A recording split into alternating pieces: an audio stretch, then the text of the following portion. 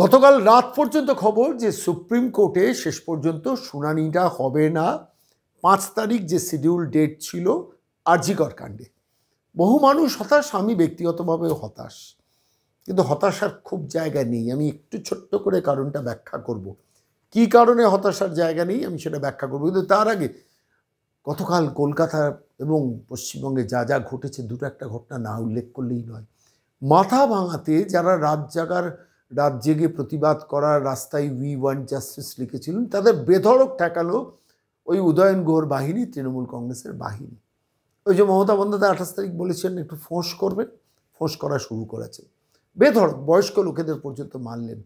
একজন শিল্পী, চিত্রশিল্পী, তিনি মাটিতে বড় করে লিখেছেন উই ওয়ান্ট জাস্টিস, আরজি করের ছবি লিখেছিলেন এবং কোথাও একটা স্পাইনাল কর্ড এঁকেছিলেন। পছন্দ হয়নি ওই গুন্ডা মস্তান, গুন্ডা নেতা উদয়ন গুহ। ফলত তিনি যা করালেন, সেখানে মাথা ভাঙাতে বেধড়ক মারধর করলেন।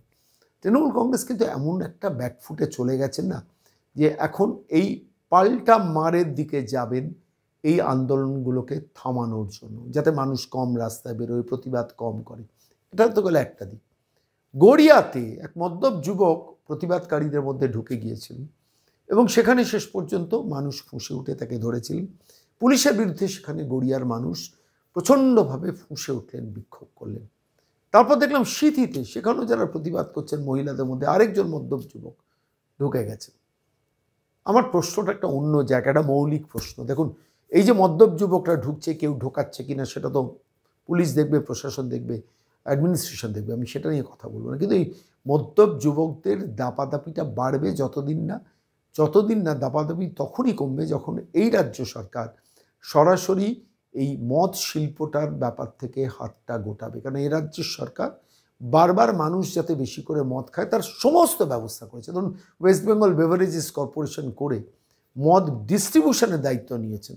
বাম আমলে যেখানে রাজ্য সরকারের রেভিনিউ আসতো 1100 কোটি টাকা সারা বছরে, এখন সেটা রাজ্য সরকারের টার্গেট হচ্ছে এবছর 18,000 কোটি টাকা মদ বিক্রি করে তোলা। ফলত মদ্যপ যুবকটা কেউ গড়িয়াতে বেরোবে, কেউ হয়তো এতে বেরোবে, অর্থাৎ আপনার সিঁথিতে বেরোবে, এটাই স্বাভাবিক। কেউ হসপিটালে যাবে, সব কিছুই সম্ভব হবে।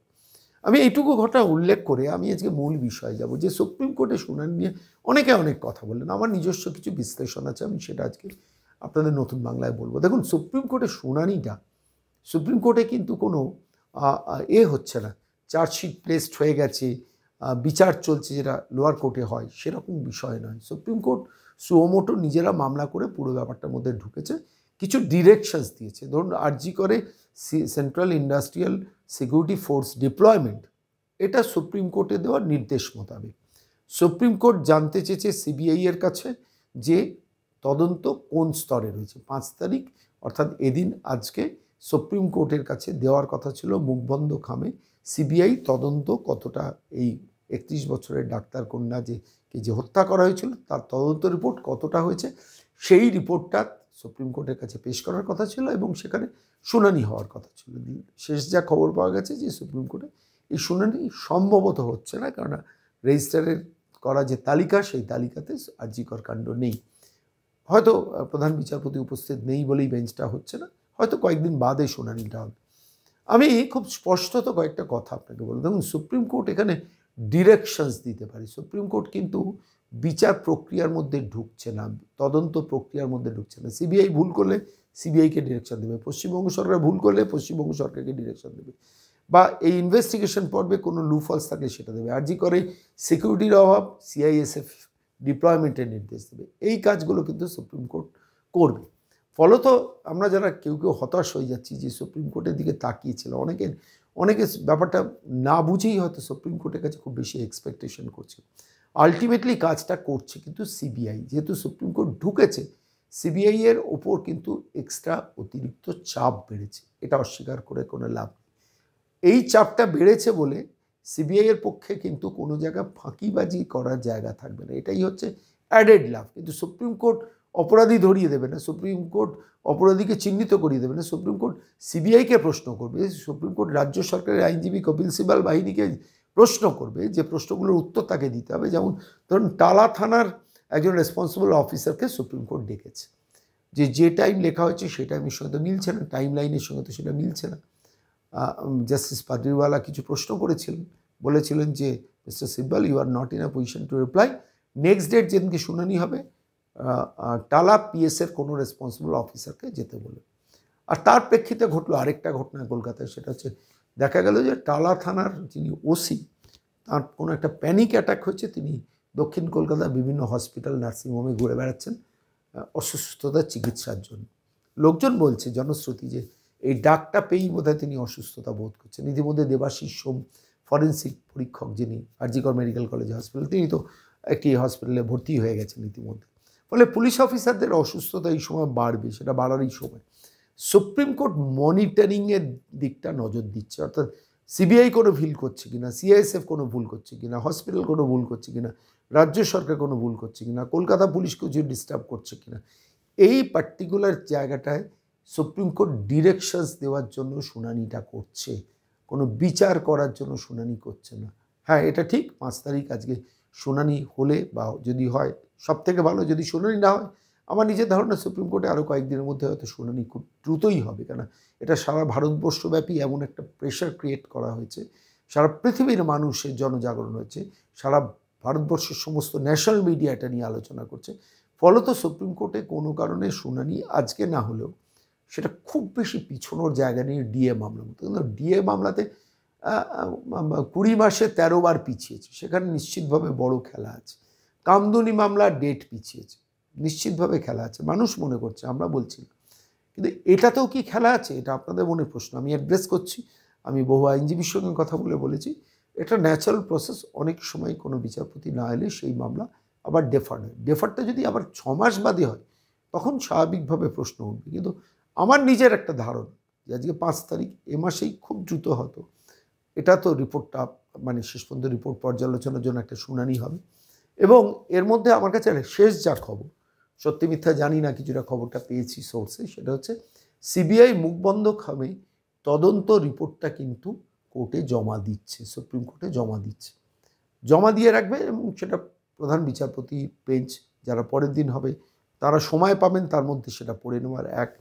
কেউ আপনারা বলছেন যে সুপ্রিম কোর্ট রাজ্য সরকারকে একটু স্পেস দেওয়ার জন্য টাইমটাকে ডেফার করলো। আমার মনে হয় না, আদালত সম্বন্ধে এই জাতীয় মন্তব্য করা উচিত না। কিন্তু যাই হোক না কেন, একটা খুব ইন্টারেস্টিং চ্যাপ্টার আমরা বাদ দিয়ে যাচ্ছি, সেটা হচ্ছে কেন্দ্রীয় স্বরাষ্ট্রমন্ত্রক 37 পাতার একটা কন্টেম্প পিটিশন সুপ্রিম কোর্টে জমা দিয়েছেন, যে সিআইএসএফের সঙ্গে রাজ্য সরকার, হসপিটাল কর্তৃপক্ষ, লালবাজার এরা কোঅপারেট করছেন না। লজিস্টিক্যাল সাপোর্ট দেওয়া, মেটাল ডিটেক্টর, সিসিটিভি, এই সিআইএসএফ 184 জন স্টাফ, তাদের থাকার জায়গা, গেটগুলোকে রিনোভেট করা, এই সমস্ত যেসব সিআইএসএফ ডিমান্ডগুলো করেছে সেগুলো কোনো কোঅপারেট করছে না। এটা বারবার চিফ সেক্রেটারির সঙ্গে কথা বলা হয়েছে, গতকাল এই নিয়ে আমরা বাংলা বার্তায় বলেছি। চিফ সেক্রেটারির সঙ্গে কেন্দ্রীয় স্বরাষ্ট্রমন্ত্রক কথা বলেছে, যেহেতু সিআইএসএফ কেন্দ্রীয় স্বরাষ্ট্রমন্ত্রকের অধীন। এদিকে হসপিটাল কর্তৃপক্ষের সঙ্গে সিআইএসএফ কর্তৃপক্ষ কথা বলেছেন। এদিকে লালবাজারের সিপি বিনীত গোয়েলের সঙ্গে একবার না দুবার গিয়ে সিআইএসএফের কর্তৃপক্ষ কথা বলে এই ডিমান্ডগুলো করেছেন, কিন্তু সেটা কোনোটাই প্রোভাইড করা হচ্ছে না। 184 জন, 3টে শিফটে হলে অন্তত 60-65 জনের যাওয়া আসা, তার জন্য 10টা গাড়ি অ্যালটমেন্ট চেয়েছিল, 2টো মাত্র গাড়ি দিয়েছেন। ফলত সেটাও একটা ডিফিকাল্টির জায়গা, অর্থাৎ সিআইএসএফকে নন কোঅপারেশন করা হচ্ছে।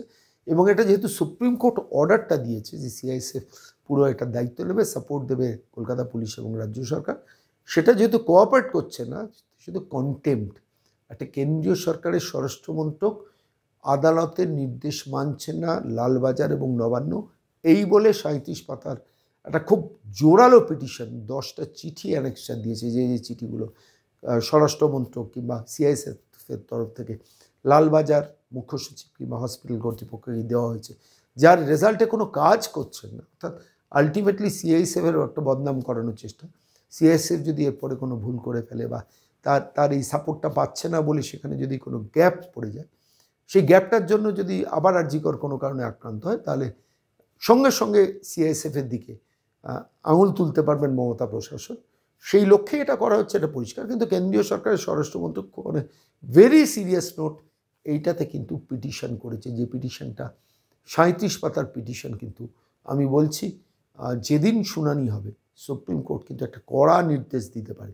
তার আগে যেহেতু একটু সময় পেয়ে গেল, ফলত রাজ্য সরকার দ্রুত সিআইএসএফের এই ডিমান্ডগুলো তো মিটিয়ে অন্তত কিছুটা ওই দিন একটু উত্তর দেওয়ার জায়গায় যাওয়ার চেষ্টা করুন।